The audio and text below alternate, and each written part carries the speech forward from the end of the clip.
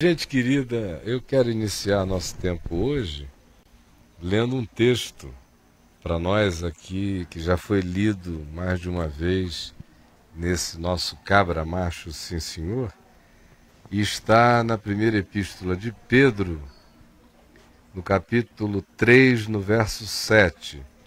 Primeira epístola de Pedro, capítulo 3, verso 7, que diz assim: maridos, vós igualmente, supondo que se pede das mulheres um igualmente idêntico a esse que se pede dos maridos, as mulheres é igualmente sede submissas aos vossos próprios maridos, para que, se alguns deles ainda não obedecem à palavra, sejam ganhos sem palavra alguma. Essa é a ação evangelizadora da mulher, é sem matraquismo evangelístico, sem palavra alguma, por meio do vosso procedimento, assim as esposas ganhem os seus maridos, fazendo com que eles observem o vosso honesto comportamento, cheio de temor, que é uma linguagem que expressa aquela atitude digna, reverente, sóbria, e que valoriza o ser humano feminino interior e não os adereços da exterioridade. Mas antes, no verso 4, ele diz o homem interior do coração, unido ao incorruptível de um espírito feminino manso, tranquilo, pacificado, que é de grande valor diante de Deus. Aí sim vem aqui os maridos, vós igualmente vivei com qualidade nunca inferior a vida comum do lar, porque o marido sempre tem para si, parece que aquela prerrogativa de viver uma vida paralela também. Ele tem a vida do lar e tem uma vida paralela, à qual ele dedica mais energia, mais tempo, mais atenção, mais diplomacia, mais delicadeza, mais inteligência, mais sabedoria, que é a vida profissional. E aqui se diz: vós, maridos, igualmente vivei a vida comum do lar, participem em tudo, venham a imergir nessa dimensão do que é comum. Comum é a conjugalidade, comum são os filhos, comum é a educação dos filhos, comum é a atenção que se dá e que se recebe, comum é tudo aquilo que acontece nessa comunidade intrínseca de consequências implacáveis quando a gente não a trata com carinho e com cuidado. Aqui se chama e se demanda dos maridos a imersão atenciosa, devocional, cuidadosa, graciosa na vida comum do lar, fazendo isso com todo discernimento, com muito discernimento, sabendo que a gente suja a água, a gente bebe a água, sabendo que aquilo que a gente semeia em qualquer lugar a gente ceifa, e no lar da gente, muito mais, e na conjugalidade dela ninguém escapa. Por isso, viva com atenção a vida comum do lar, com todo discernimento e mais, tendo consideração para com a vossa mulher como parte mais frágil. Toda consideração. Aquele amor carregado de discernimento e cuidado, e atenção, e bom uso de palavras, sem violência, sem abuso, sem levar a mulher aos estertores da agonia, por causa de ações tirânicas, de uma supremacia diabólica, eu diria, sem medo de estar sendo hiperbólico, quando ela é assim praticada pelo marido que trata a mulher sem discernimento, sem consideração para com ela, como a parte mais frágil dessa relação. Emocionalmente, livrando-a de sobrecargas, não arremessando sobre ela pesos desnecessários, poupando-a daquilo que não seja vida comum do lar, sem que isso signifique ter uma vida paralela, e tratando-a com todos os cuidados possíveis, o que não significa adulação, mas gentileza, respeito, reverência, consideração, como disse Pedro. Tratai-a, portanto, com dignidade. Quem quer que tenha dignidade em si mesmo, transfere o máximo de dignidade para sua companheira. Por isso que sois, juntamente, você e sua mulher, herdeiros da mesma graça de vida, para que não se interrompam as vossas orações, porque aquele homem que trata a sua mulher diferentemente disso, não adianta orar a Deus, porque não há oração que Deus vá ouvir nem atender. Se a iniciativa do marido for o oposto disso aqui, alienar-se da vida do lar e dizer: isso é coisa pequena demais para mim, eu tenho mais com que me preocupar, não exercer discernimento, esperar que a mulher seja a sábia, a sensata em tudo, aquela que é a bancadora, a responsável pelo casamento, como 90 e tanto por cento dos homens o fazem, entregam a responsabilidade da felicidade conjugal ao exercício desmedido da coitada da mulher e não têm consideração para com ela como parte mais frágil. Ficam demandando que a mulher que seja cheia de considerações, que seja uma diaconisa dele, seja uma servente dele, porque ele abuleta-se naquele sofá ou chega cheio de ordens, cheio de determinações, cheio de tiranias, se torna um caudilhinho, um Hitlerzinho da casa e não quer viver com as consequências. Não a trata com consideração nem com dignidade, não atribui a ela a honradez suprema. Sobre todas as honras que se deva dar a alguém nesta vida, deve-se honrar com toda a dignidade a nossa companheira, porque ela é aquela com quem a gente divide a vida.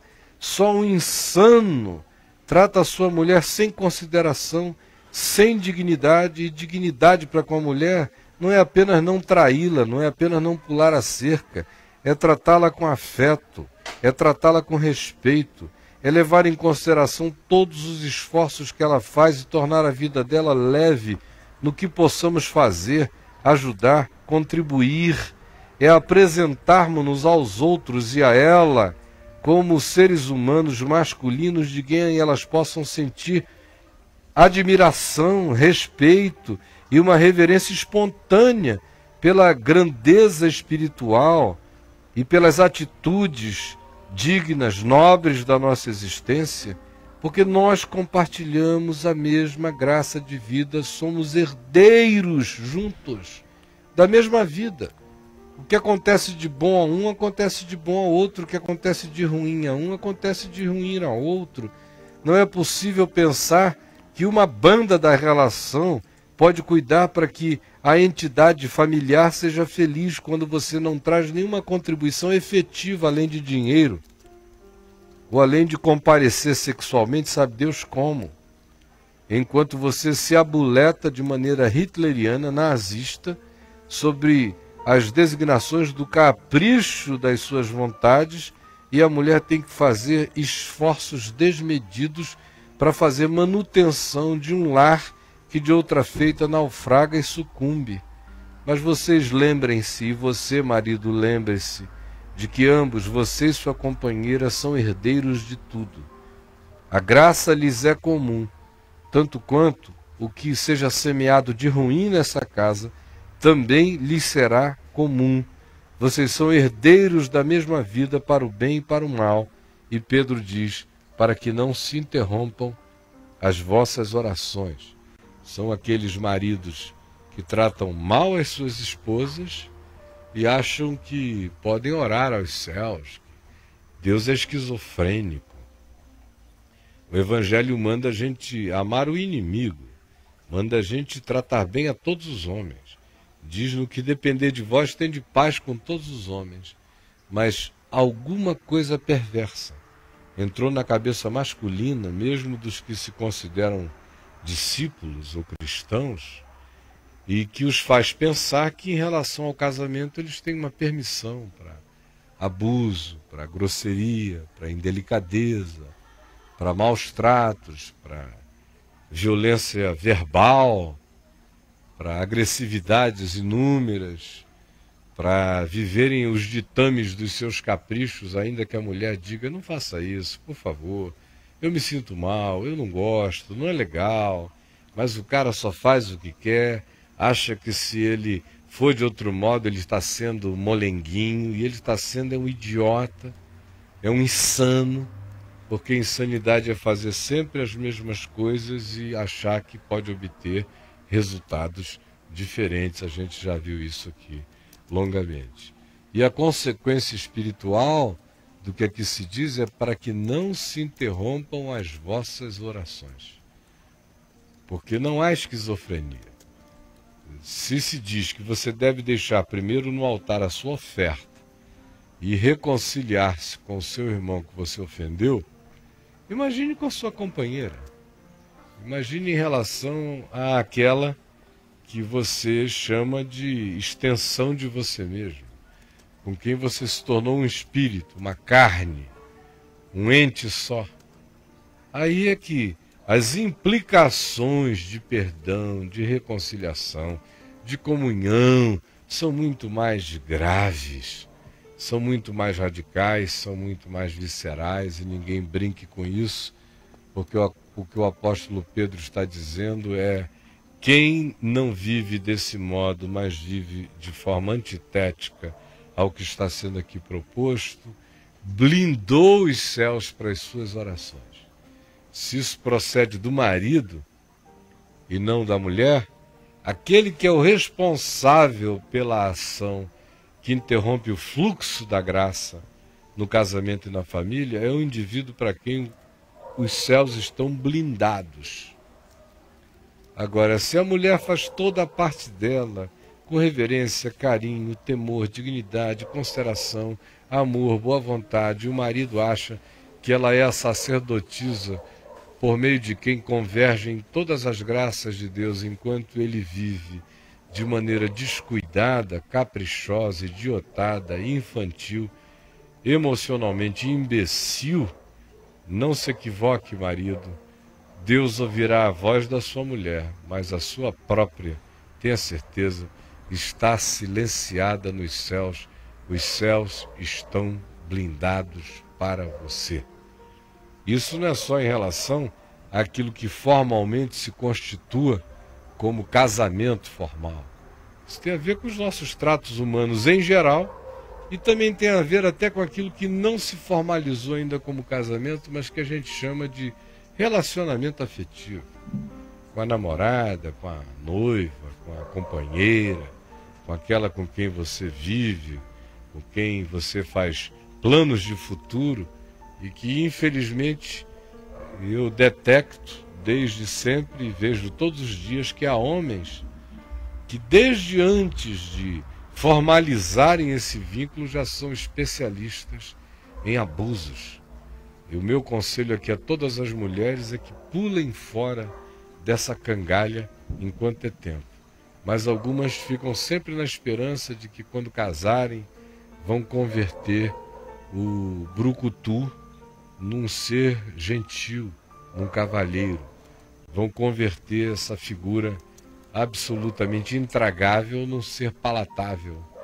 E eu vejo aqui e ali, em cada 2, 3 mil tem um caso em que algo positivo acontece. Na maioria das vezes, se o cara era ruim de chifra no namoro, ele será ruim no noivado, e no casamento ele tende a ficar cada dia piorado.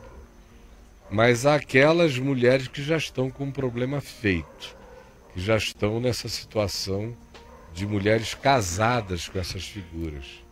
E aí a gente fica aqui tentando tornar as coisas dilatadas, especialmente puxando os homens para um nível de consciência no Evangelho, para ver se o casamento não se transforma numa tragédia. Esse é todo o objetivo desses nossos encontros presenciais com os nossos amigos aqui e através desses encontros virtuais que a gente tem com milhares de pessoas espalhadas pelo Brasil e pela Terra.